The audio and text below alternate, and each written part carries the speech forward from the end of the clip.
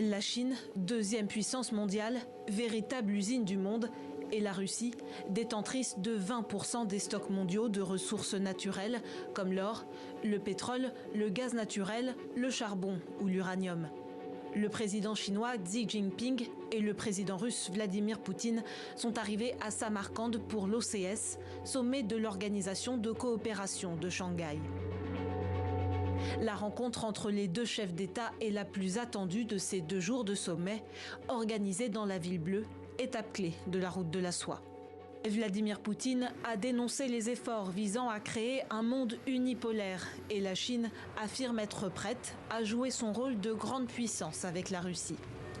Alternative aux structures occidentales et œuvrant pour un ordre international juste selon le Kremlin, l'OCS compte parmi ses membres la Chine, la Russie, l'Inde, le Pakistan et les ex-républiques soviétiques d'Asie centrale.